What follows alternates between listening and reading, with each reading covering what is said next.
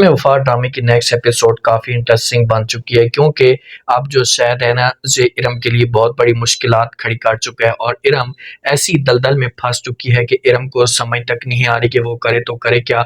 अगर जहाँ पर वो किसी किस्म का कोई शोर मचाती है, चीखती है, चलाती है तो कोई भी इसकी सपोर्ट करने वाला नहीं होगा। अब क्या होगा इरम के साथ? क्या इरम जोगी अपने आप को इस दलदल से निकाल पाएगी? आने वाली साथ में आप लोगों को दिखाया जाएगा कि जब से जब वो ज़ारा उम्मीद से हुई है तो उसके बाद जो उस्मान की तवज्जो होती है ये ज़ारा से बिल्कुल भी हट जाती है और ये ज़्यादातर इरम के घर के चक्कर लगाता रहता है तो ज़ारा को ये सब कुछ अच्छा नहीं लगता। और जो ज़ारा होती है ना ये भी अपने आप को जो वो बहुत अब तहर के साथ क्लोज कर चुकी है और अपना जो वक्त है ये तहर के साथ गुजारती है अलिशा की वजह से, क्योंकि इसे इस बात का पता है कि भाई अगर मैं अलिशा के साथ ठीक ना रही तो तैर जो होगा इससे भी नाराज़ हो जाएगा। अब ये दोनों बाहर घूमने के लिए जाते हैं।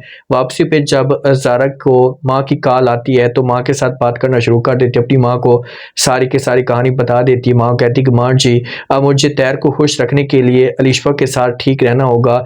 अगर मैं अलिशा के साथ ठीक ना रही तो आपको इस बात का पता है कि वो कितनी मेसनी है और किस तरीके से मुझे जो वो डसने की कोशिश करेगी। अब ज़ारा को इस बात का पता है कि भाई अलिशा के खिलाफ मैं खड़ी हो गई तो अलिशा जोगी से मुझे बहुत बड़ा नुकसान भी पहुंचा सकती है, तो इसी वजह से मुझे अपने आप को एडजस्ट करना होगा अलिशा के साथ और तहर को ये सब कुछ दिखाना होगा।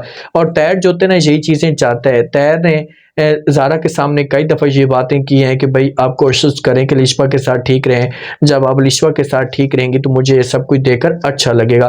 माँ जब ये बात सुनेगी तो इसे बातें करेगी ज़ारा के साथ, इससे बोलेगी कि जो कुछ भी होना था वो तो हो चुका है, माजी की बातों को भूल जाओ हमेशा के लिए और अपने आप को जो वो सेट करने की कोशिश करे। अब जब भी उस्मान घर में आता है तो नूर का जो रवैया होता है ना इसे उस्मान के साथ उस हिसाब से ठीक नहीं होता, क्योंकि जो उस्मान होता है ना इसे मुकम्मल तौर पर चेंज होना शुरू हो चुका है। इस बात का जो अंदाज़ा है अब ये नूर को भी लगना शुरू हो चुका है कि से जो वो जा रहा है इरम की तरफ। और नूर ने कई दफ़ा जो उस्मान के साथ खुलकर बात भी की है, लेकिन उस्मान जो होता है इसी बातों को घुमा देता है। उस्मान जो होता है नूर के साथ दावे भी करके जाता है कि भाई मैं आपको जब वो डॉक्टर के पास लेकर जाऊंगा, लेकिन जो उस हिसाब के साथ डॉक्टर के पास लेकर नहीं जाता, क्योंकि इसकी जो परेशानी होती है इसे इरम के ख़ानदान की तरफ होती है। अब इरम और इरम की माँ घर में दोनों अकेले होते हैं तो शायद जो कुछ बंदे जो होते हैं इसे अंदर भेजता है और जब बंदे अंदर आते हैं तो इसे जो इरम को ज़बरदस्ती पकड़ते हैं।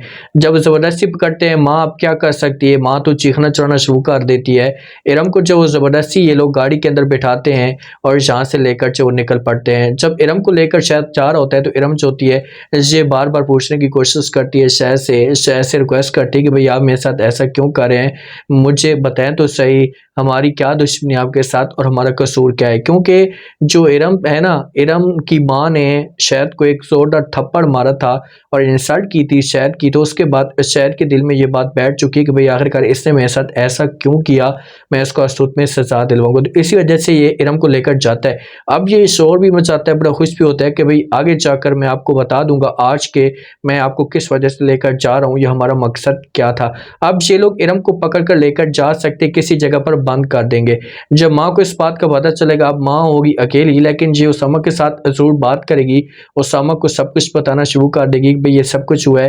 तो उसामा जब घर में आएगा तो आकर बात करेगा और इसे समझाने की कोशिश करेगा पप्पो को कि भाई आपको परेशान होने की कोई भी जरूरत नहीं है, मैं आज ही देखता हूँ इस मामले को जब वो हल करने की कोशिश करता हूँ और इस फराडी के खिलाफ जब मैं हर सूद में केस करवाऊंगा। अब देखते हैं कि आगे से उसामा क्या करता है, क्या उसामा जो ऐसा कुछ करने की कोशिश करेगा। क्योंकि देखें कि अगर उसामा अब इरम की तरफ अपनी तवज्जो डालता है ना तो फिर नूर जोगी से परेशान होगी। हो सकता है कि यहाँ पर जो इरम की माँ है ना इसे उसामा के साथ बात भी करे कि भाई अब हमारा कोई भी नहीं है तो आप ही हमें अपना सकते हैं, शाह अपने जो अपना समझ सकते हैं। तो उसामा फिर मजबूर हो जाएगा अगर वो इरम की माँ इसके सामने बात करती है। ये हो सकता है कि उसामा जब वो इरम को इस तकलीफ में ना देखे तो खुलकर जब वो खुद ही ये ट्रैक बात करे। आप लोग इस बारे में क्या कहते हैं और आगे से जो नूर होगी क्या नूर ये सदमा जब वो बर्दाश्त कर पाएगी। अब नूर की तबीयत भी ठीक नहीं होती तो माँ को ये सब कुछ देखकर अच्छा नहीं लगता जो उसामा की माँ है,